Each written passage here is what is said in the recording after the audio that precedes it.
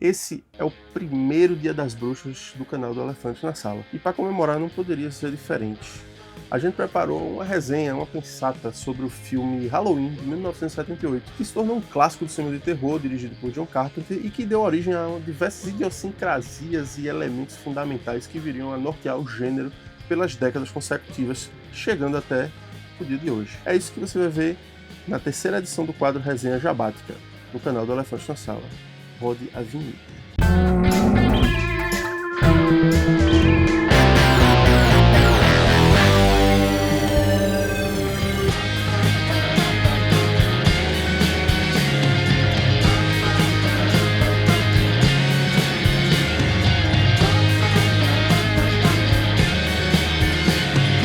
A história de Halloween gira em torno do psicopata mascarado Michael Myers, que depois dele assassinar a irmã a facadas quando tinha somente 6 anos de idade, ele é trancafiado numa instituição manicomial e fica preso lá 15 anos, até que ele finalmente consegue fugir, justamente no dia 31 de outubro de 1978, dia das bruxas. Ele volta para o subúrbio onde ele nasceu e cresceu, que é Haddonfield, Illinois, e decide barbarizar os habitantes que estão vivendo lá. Soma-se a ele, no nosso panteão de personagens principais desse filme, Laurie Strode, que é vivida por Jamie Lee Curtis, que é uma estudante secundarista que acaba se tornando objeto de desejo de Michael Myers, um desejo maligno, por assim dizer, e o psiquiatra dele, Dr. Loomis, vivido por Donald Pleasence, que é um cara que tá putaço durante o filme todo. O filme todo ele tá tremendamente agoniado. Então, o que eu falo sempre aqui, um cara agoniado é sempre uma coisa muito bonita de se ver.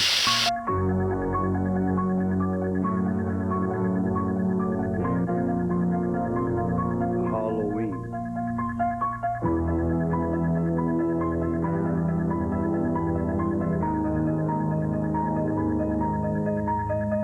Na primeira metade de Halloween, a gente é ambientado no espaço onde a história vai acontecer. É um subúrbio norte-americano típico desses de várias casas sem muro, enfileiradas uma do lado da outra. É o tipo de sociedade que não tem aqui no Brasil, é muito raro você ver alguma coisa mais ou menos parecida com isso aqui em terras brasileiras. É notável perceber como John Carpenter filma esse ambiente em planos abertos, com muita profundidade de campo e usando uma razão de aspecto de 2,35 por 1, ou seja, super wide. Ele escolhe colocar os personagens sempre muito distantes da câmera, e eu acho que isso tem uma função narrativa muito clara, que é mostrar como aqueles personagens estão vulneráveis, né, ao ambiente. Né?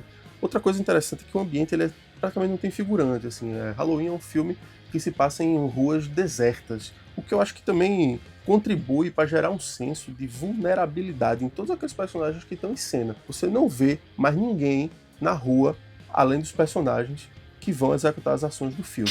Como o filme custou apenas $300 mil e rendeu mais de 70 milhões, é uma produção de baixo orçamento, né? Na medida do possível, em que $300 mil pode ser considerado pouco dinheiro. Isso fez com que John Carpenter tivesse que utilizar todos os recursos narrativos a seu favor. Né? Há uma série de simbologias que se repetem ao longo do filme para criar o clima de tensão e gerar no espectador uma apreensão do que pode acontecer com aqueles personagens. Uma coisa que eu acho muito interessante é que Michael Myers, ele é um cara que foi levado para um instituto, para uma instituição manicomial, onde ele usava aquele roupão branco típico de instituições do gênero. Essa cor branco, ela tá muito presente no filme. Tem uma cena que eu acredito seja emblemática, que é quando Laurie Strode vai na janela do quarto e ela vê Michael Myers entre lençóis brancos que estão secando num varal. Ela se assusta com aquilo ali, ela fecha a janela e quando ela se vira e a gente vê a composição com ela dentro de casa, ela está cercada de paredes com cortinas brancas, o que de certa forma representa de que ela pode até tentar fugir, mas ela não vai conseguir.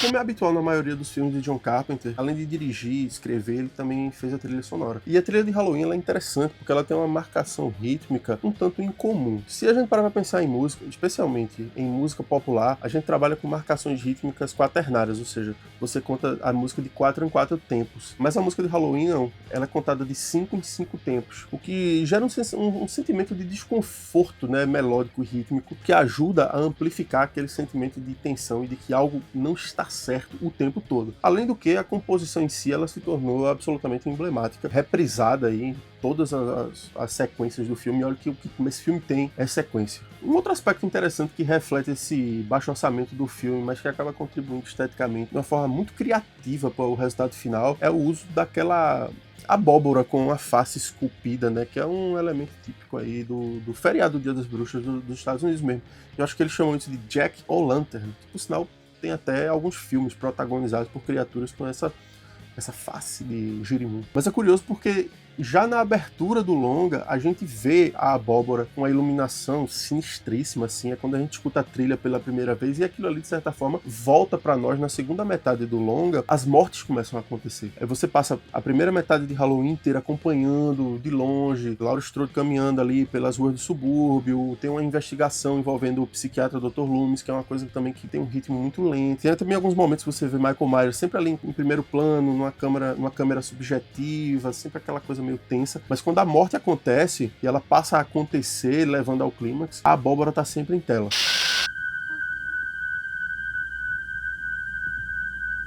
Nossa filha querida Judith Myers.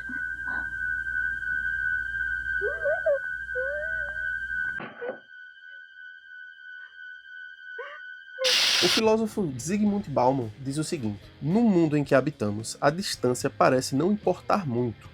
Às vezes, parece que só existe para ser anulada, como se o espaço não passasse de um convite contínuo a ser desrespeitado, refutado, negado.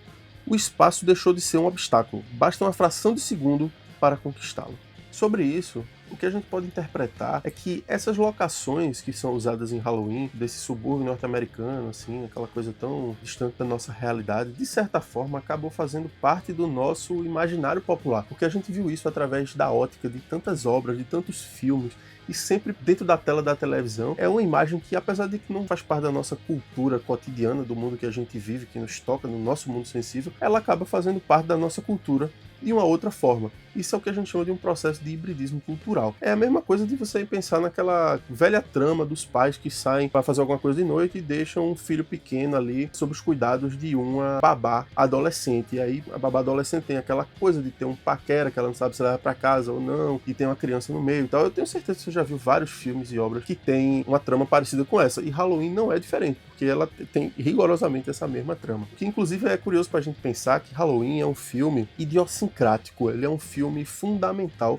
para o desenvolvimento do subgênero de slasher. Algo que a gente até já tratou aqui no canal, num vídeo que deve estar aqui, né, no card, deve estar no card aqui em cima, e que se você não assistiu, assista, é um vídeo sobre terror no supermercado. Halloween é o primeiro slasher oficialmente reconhecido como slasher, ou seja, é o primeiro filme que traz aquela simbologia clássica desse subgênero, que é você ter um assassino sobre-humano, você ter uma Final Girl, que é uma menina pura. Se você parar para analisar Halloween, Laurie Strode, ela tem sempre duas amigas que são muito mais promíscuas, são muito mais dadas, né, do que ela. Ela não, ela é uma menina bem recatada, que usa uma meia comprida e uma saia longa, né, que isso aí dá a tônica para todo um subgênero de horror que viria a ser construído depois. Claro que se você for investigar as origens do subgênero do slasher, você vai ter que retroceder a filmes que vieram muito antes de Halloween, mas isso é papo para outro vídeo. Se você quiser ver um ensaio sobre a mediocridade com o tema slashers, deixa aí nos comentários, que seria um prazer fazer.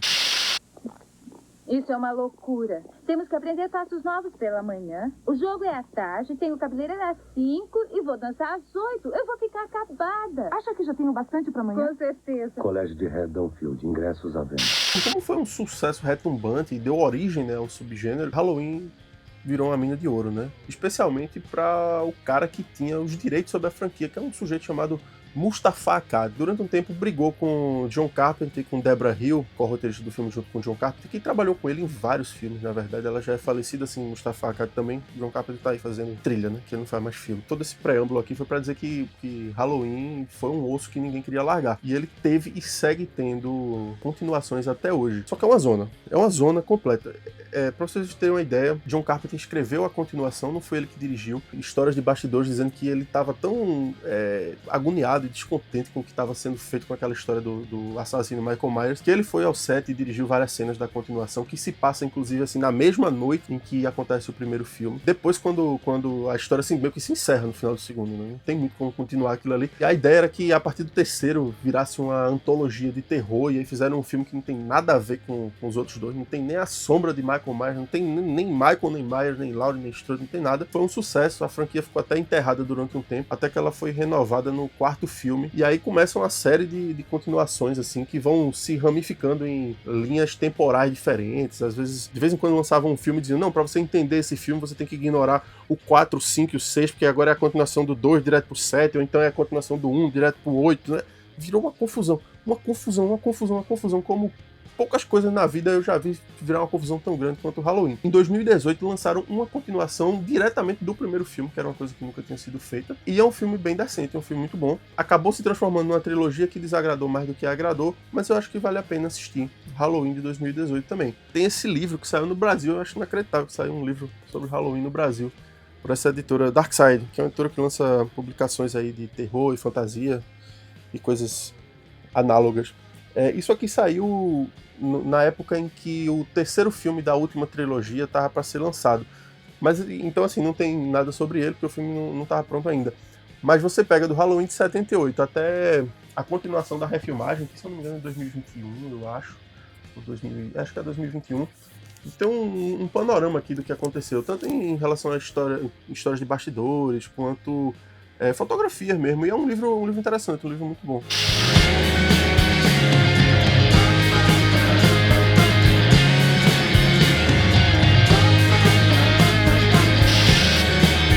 Pra perceber nesse vídeo, eu sou completamente fascinado com a franquia Halloween, com Michael Myers e com o cinema de John Carpenter, sobretudo. Eu reassisti Halloween agora no último fim de semana, acompanhado de ninguém mais ninguém menos que a minha mãe, que é uma pessoa que não gosta de filme de terror, e que quando eu convidei ela pra assistir, ela disse, meu filho, vamos assistir não, filme de terror, pelo amor de Deus. Eu disse, não, mãe, vamos fazer o seguinte, vamos fazer duas coisas. Vamos assistir esse filme, que ele é um grande filme, pega esse celular e deixa de lado, porque hoje em dia a gente vê filme assim, né?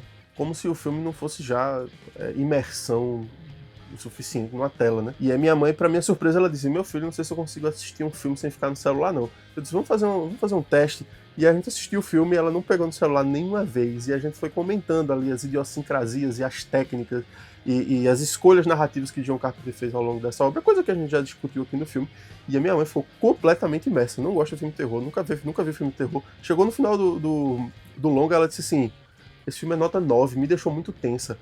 Eu acho que isso é um convite assim, mais do que cativante a você deixar o celular de lado e assistir os filmes, né?